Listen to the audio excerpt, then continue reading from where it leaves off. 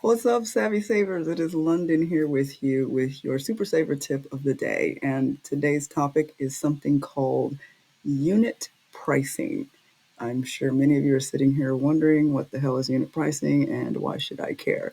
You should care because this is something that can actually really help to save you a lot of money when you learn to pay attention to it. And I have some really great examples here to show you to prove my point. But I think the first thing that's important is understanding the definition of unit pricing. This is something that is it's hidden kind of in the fine print. It is supposed to be listed on every online item that you buy, and if you go into grocery stores, it's listed in the fine print. It's this little teeny tiny writing that seems kind of irrelevant. It's in the background, but I'm telling you, if you start to pay attention to this, it's something that's very small but could save you big. So I'm going to go into what the definition of unit pricing is and how this can help to start to save you some money in the long run. So first, let me explain what this is. We're going to jump into my computer. You guys can check this out, okay? So the definition is identification of and labeling of items for sale with the retail price per unit, permitting easier price comparisons. Okay, this is the important part right here. Easier price comparisons among similar products in different size containers. So this is kind of giving you what the formula is going to look like. This is how you would get the unit price. Okay, it's the total price, which is what you're going to see in the big bold numbers written on the price of most items, right? And then you divide that by the total quantity. Now, the quantity could be ounces, it could be the count number. In the case of paper towels and toilet paper, they actually do it per 100 sheets, which I have some examples of that here today. So the basic unit pricing formula is the unit price. Again, this is just what you're trying to calculate here. So it's the total price of the what you're going to see, the big bold letters divided by the number of units within it. Again, it could be ounces, could be the count, or could be per sheets, the 100 sheets. And this formula helps to determine the cost per single unit, whether it's a physical item like a can of beans or a service like hours of labor. Okay? But again, this seems like kind of confusing, but I just want you guys to understand the definition of this before I get to the examples that I think are going to help to make this a little bit more clear. So here is what I went to the store the other day, and I'm going to tell you how this actually helped to save me some money. All right, check this out. This is kind of interesting. So I put in here, unit prices should be listed on every item tag in the store and on most online items. Now I'm going to show you that there are some things where they don't list that, but when you learn this formula, you can figure this out for yourself. Online, they're a little bit sketchy about it, but at the grocery store, you should be seeing something like this. So here's what we're normally paying attention to, right? The $6.88. And then here you got $7.96. This is the unit price. So it says it right there, okay? This is the unit price for this. This is, okay, the example here is I went to Walmart the other day and I work nights, so I have to have me some melatonin when I go to sleep. Gotta have it, right? So I probably buy this about 6 times a year. What I've always noticed, paying attention to this unit price, okay, this is a 5 milligram bottle, right? And it's got 240 tablets. This is the 10 milligram bottle. It's got 120 tablets. So literally both of these have the same amount of ingredients. They've just broken this down to 2 pills, right? So you take 2 pills to get 10 milligrams. Now look at the difference here, right? Basically, all I would have to do is take 2 of these, right, to get the same effect. And they're charging 2.9 cents per pill. So if I multiply this by 2, it's 5.8 cents per pill. Whereas here, they're charging 6.6 cents per pill. Well, I would say per 10 milligrams is what this is. It would be 5.8 cents per 10 milligrams. This is 6.6 cents per milligram, per 10 milligrams, right? So they're charging me an extra $1.08. Why should I pay that when all I have to do is double up on these pills to get the same efficacy? It just makes no sense. So when I went to Walmart, and I'm used to this, again, I buy this about 6 times a year. This saves me over $6 a year. And I know that doesn't sound like a lot of money, but I'm going to explain something about that, okay, when I get to the end of this, that don't let that deter you, all right? Think about how much you buy things. That's important right now. But anyway, I don't want to slow this down. Let me move it along. So anyway, this is something, when I paid attention to that, I realized I'm getting ripped off if I buy this bottle. So this is why this makes sense. If you're willing to slow down, especially if it's something that you buy on a regular basis, you know what you buy, right? You go in there, you know which stores you go to. Pay attention to this. This saved me $6 a year just paying attention to this. Okay. So anyway, this is another example of, this would be online. I got this one from Amazon. So here, this is the sheets that I was telling you about, 38 cents per 100 sheets. This was some toilet paper, Cottonelle, 49 cents per 100 sheets. So this is something that you pay attention to, because look, you're like, oh, well, this one's only $5.59, right? Oh, I might as well get the cheaper pack. But look how much more they're charging you, right? 11 cents more per 100 sheets because you're getting the smaller pack, right? Whereas if you got this, you're getting it at a cheaper rate just because you bought this in bulk. And buying things in bulk is actually something that I'm going to be talking about in a future video. All right, so why does unit pricing matter? So comparing these prices will give you a much better idea of which items are actually the better deal for your wallet. So I just kind of gave you two of those examples, right? The melatonin. I compared those prices and realized that it was cheaper to buy the 5 milligram bottle and just double up on the pills and get the same thing. So they gave this other example. Now this would be in ounces, how you would measure something that's a liquid. They give this formula over here. So it's comparison, asking you, okay, well, which one of these is actually going to be the better deal? This one was kind of a weird example because typically when you get a bigger bottle, they tend to charge you cheaper when you have more. So this was kind of a strange example. But so 24 ounces, 24 ounce bottle of shampoo is $13.79. So to figure out the unit price, you go back to that formula, right? You are just taking the total of this number and dividing it by how many ounces are in the bottle, and you get 57 cents per ounce. Then you do the same thing with the 25-ounce bottle, right? You take that $15 total, and then you divide it by this number, and you see that this is 60 cents per ounce. So it would make sense that if you're trying to save a little bit of money, yeah, it's only 3 cents, but this is showing you that that's the cheaper product. Okay, so that's how you do it with ounces. This is another great example of something that I buy pretty often. Generics is another thing that I'm going to be talking a great deal about in another savings tip video. Here you have this product, Pepto-Bismol. Obviously, people know that name. Now, a lot of times you'll go to your stores and they have their own store brands. If you're familiar with Walmart, they have Equate is their store brand. And I always, almost always, when it comes to medication, get the generic, right? Because look at the massive difference here. Okay, same ingredients. Okay, it doesn't have the fancy Pepto name, but you got the same ingredients. It takes care of the same symptoms. This one's got 40 tablets. This one's got 40 tablets. And then you look at the difference here with this unit price, 18.7 cents versus 4.9 cents. Okay, so that's another great example of how you can compare and realize how much cheaper each of these tablets is in comparison to what Pepto is charging you.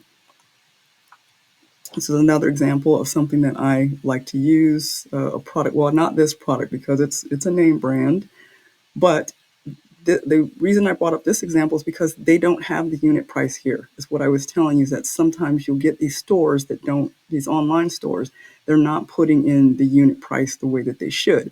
So again, you use this formula, right? If you're trying to figure out the unit price, all you would have to do is look, this is there's 6 razors in this case. I take this number, $15.90, and I divide it by that 6. And I realize that this is $2.60 per razor, $2.60 per unit. Okay, so you guys take a screenshot of this if you need to figure out these things if you're shopping online. It's something that you can easily Google, what's a unit price formula, if you need to figure these things out, if you're really wanting to sit down and do some price comparisons. Okay, so this was $2.60 per razor, and I'll show you why I don't buy these, because I'm a cheapskate, but This is basically the exact same thing. It's another generic Walmart brand. Again, I'm going to talk about generics in a future show. But $1.39 in comparison to what was this one? $2.60. So, pretty good savings right there. Just buying this generic, exact same thing. Again, paying attention to how much you're saving, well over $1 by purchasing this generic. So moving on, paper towels and toilet paper, they do this calculation a little bit weird. It's a little bit different to figure this out. It can be a little bit frustrating. So I hope that anytime you guys come across paper towels, toilet paper online, please, for the love of God, let them have this count correct here, because if not, then you're going to have to do this weird formula. Okay, so this one is the number of sheets per roll. Okay, for instance, this one has 108 sheets per roll. Okay, it tells you right there. Then you multiply that by the number of rolls that are actually in this package, which this one is a 6-pack, right? And that's going to give you an overall total of sheets. So here I've done the formula: 108 sheets per roll times 6 rolls. Okay, so you got 648 sheets in this entire package. Okay, so the total price of this package now is $6.84. And then you have to divide that by the total number of sheets, which is the 648. Okay, then you multiply that by 100. So that's how they're able to get this 100 count. And that's going to give you the unit price. So I said this one's a little bit different from those other examples. You'd have to figure out the total sheet count. Sometimes they'll give you the total sheet count here. Sometimes they won't. But this would be the formula. So in this example, you've got $6.84. Okay, divided by the total number of sheets in this, and then you have to multiply it by 100. It actually came out to $1.05, and then 5 afterwards. They just rounded up, so that's how they got that $1.06 right here. Okay, so that gives you the unit price. Again, a little annoying and frustrating. Feel free to screenshot this if you guys are dead serious about trying to save money and do your price comparisons. This is something that you can use to your advantage. So, okay, now we get to this one. This is a very similar pack. Again, my favorite generics. I love generics. Same formula. You've got 165 sheets per roll times 6. This one's a total of 990 sheets in this whole package. So you got the total price package divided by the number of total sheets, and you have to multiply that by 100. It gives you the unit price. So here was the main price, $7.64, divided by that 990, the total in here, multiply it by 100, so that you get out of what it is out of 100, and it's 77 cents, right? So when you're looking at this, right, 77 cents. This is a really great example of what I mean, why it makes a difference to look at your unit pricing. Okay, this is a $6.84 bag, and I think actually the next slide is where no, it did not write that. Let's see. Thought I did a slide with that. Let's see. No. Okay. Well, let's just compare this here. All right, $7.64. So you might be looking, if you were only paying attention to this, you'd say, oh, well, this bag is way more, right? Which technically, in comparison to this $6.84, it is. But then when you look at the unit price, you look at how many more sheets you're actually getting with this, it's 77 cents per 100 sheets. So wouldn't it make more sense to just go ahead, even though it seems like you're spending more with this? Okay, so this, I wrote it up here. Are you really getting the cheaper products? This is $7.64, but the unit price is cheaper.